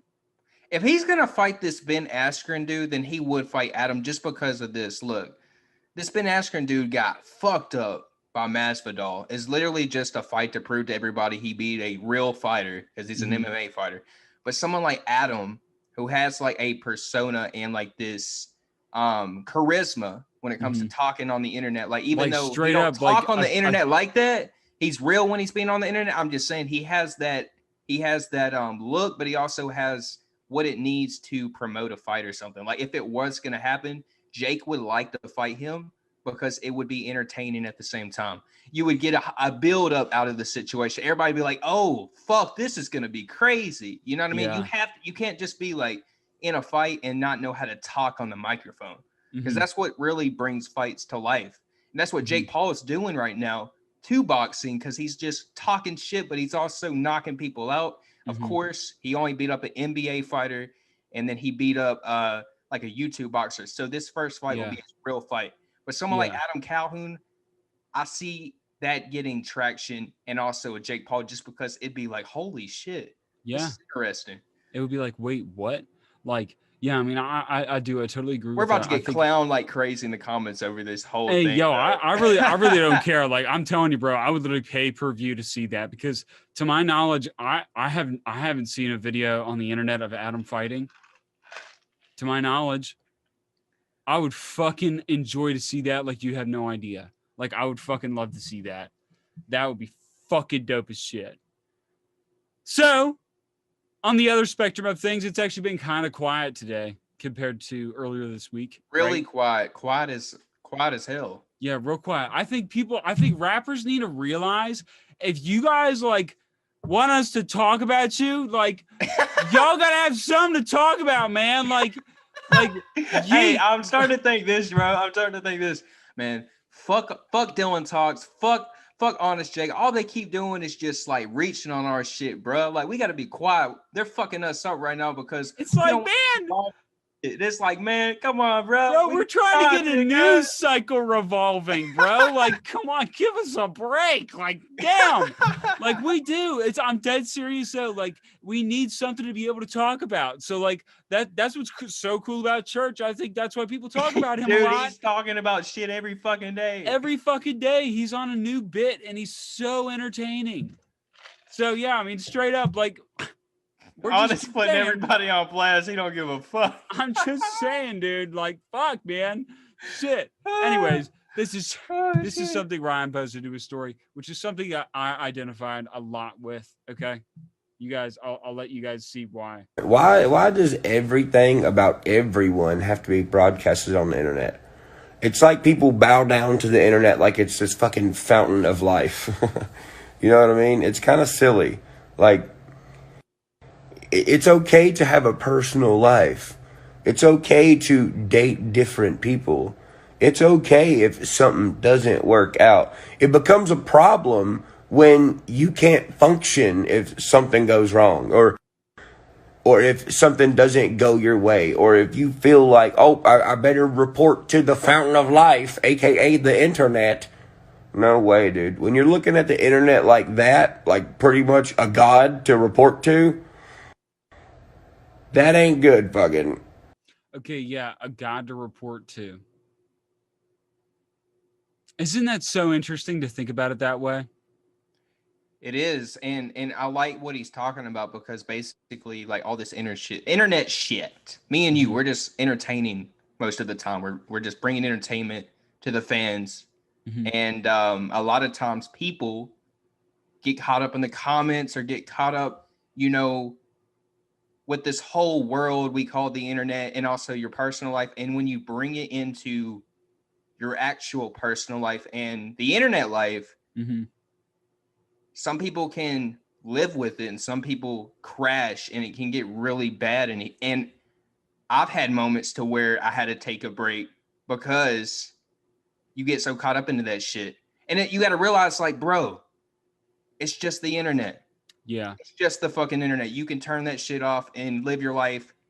It's not that big of a deal. Yeah, which is actually eventually what church leads into, right? Listen. That ain't good. Everybody's got to have a personal life. Everybody has to have, you know, a sense of peace and this type of thinking, I think, is detrimental to younger kids, because younger kids are starting to feel like, oh, crap, all this stuff that happens in my life, I must report to the internet. For what, dude? If you ain't doing nothing bad, then who cares? If you ain't doing nothing bad, then why do you got to answer to anybody? If you're just living your life and making life choices for yourself, who fucking cares what anybody else thinks? If it's with good intentions, bug them. If they're bugging you about your personal life and trying to attack you for your personal life, it just means they don't have one. Encourage them to have a personal life. Now, I get it's okay for your supporters and stuff to want to know what's going on, but don't let it fucking fry your brain. It's not that big of a deal. You're allowed to do what you want inside your own life. I mean, dude, you got to think that's part of the reason why a lot of younger kids kill themselves these days and commit suicide, because the fucking internet. Because they didn't have somebody to be like, hey, bro, who cares what people say on the internet? It's just the fucking internet. Same thing as high school. As soon as you leave high school, guess what, bro? The bullies are not there anymore. They're gone. Same thing with the internet. As soon as you log off that mug, they're gone. You're back in your life. Not the internet life. Then, now, don't get me wrong, the internet life's fun. There's a lot of entertainment on the internet life. That's why I'm on it. That's how I've built what I've built with you guys. But all y'all youngins out there that let the internet run your life and how you feel and make it to where if you cry or if you're happy, no way, dude. You should be the only reason why you cry, and you should be the only reason why you're happy. Bro. Facts. Fucking facts.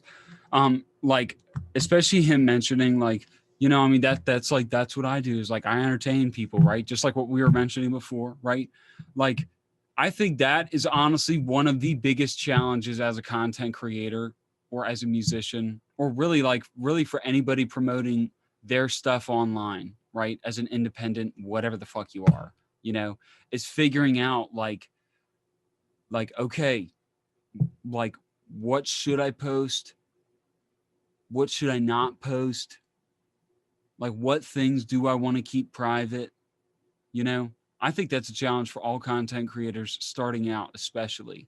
And if it's one of those things, like, if you can't figure out a happy medium, then like, it's easy to see why a lot of people don't end up making it, you know? Yeah, bro. I was going to say this, the thing with posting and the thing with worrying, oh, should I post that? I should post this. What I've learned is just to post it anyways. Like, I've had moments on the show where I'm like, I don't know if I said the right thing, or I should say this. And you're just like, bro, trust me, it'll be fine.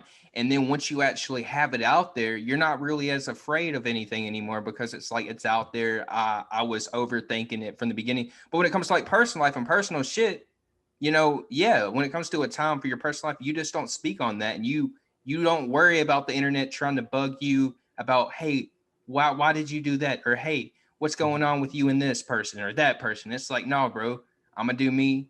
Y'all will see what I want to put on the internet. There's some things you won't see. But at the same time, this mental problem we have in America comes down to just overthinking shit. All it is just overthinking everything. At the end of the day, everybody's worried about some shit at some point in their life and going through shit. They might put you down. They're putting you down because they're going through some personal shit on their own life, their own life. Yeah, absolutely. That's all it is. It's just Like, literally these, and, like, these plus- people that both. My bad, bro. My bad. Can I speak this real quick? Yeah, no, you're good. People bully because they're actually the ones, that are fucked up in the head. That's what it is. All this internet shit is just a way for the people to express themselves in a fucked up way. I mean, some are nice, but the ones that are fucked up is because they have their own personal issues. And you have to realize, like, yo, this is just the fucking internet. That's all it is. Totally agree with that. Like, I think another huge problem with the internet is that intentions are misread all the time. Like sending DMs back and forth to each other, right? Like commenting, like literally whatever the case may be. They could be completely, like, their intentions can be completely right, but like you read it a wrong way, or like you're in a bad mood. So if somebody gives you a compliment or says like, oh, that's so cool, or whatever the case may be, or even just asks a question, it can start to come across as a threat or something. And it's like, it's not that at all, The internet does. The internet really does fuck with you. This is literally the first video I ever dropped on my YouTube channel, and I was literally talking about the internet, how the internet only shows you the most emotional parts of life, right? Like whether that's like the dopest or the worst or the best or the whatever, like it's always the max of emotion, right? And people are only going to post things that make you feel that, right? Yep. So like if you go onto somebody's Instagram and they got all these pictures of them at the beach, well then you're gonna be thinking, oh wow, they're always living at the beach, when really they're living out of their mom's basement. They go to the beach every month or whatever the fuck, Yeah. Like bro. you don't fucking know. It's literally just a fucking internet. So what I like about this Speaking show of the internet, there's everything on this fucking show. Like there's no edits. So like, man, if anybody was on this show that worries about shit, you'd be having a fucking heart attack on this bitch, because it's literally everything. Like there's fucked up moments on here where I might say like the wrong thing, and I can't take it back. Yeah, we've said some stupid ass things, but like, dude, like that's fucking life. That's just humans. Like that's another really important part about this show, is that we really want this to be fucking human. Yeah, dude. We want it to be natural, and like it's, so yeah. And when I meant by fucked up shit, it's like I fuck that's up. That's what we would like you guys to focus on this weekend. Yeah, I was saying what I meant by fucked up is like I'll mess up talking sometimes, because we're recording live, bro. So like nothing is edited, so it's kind of pressure. You know what I'm saying? Oh.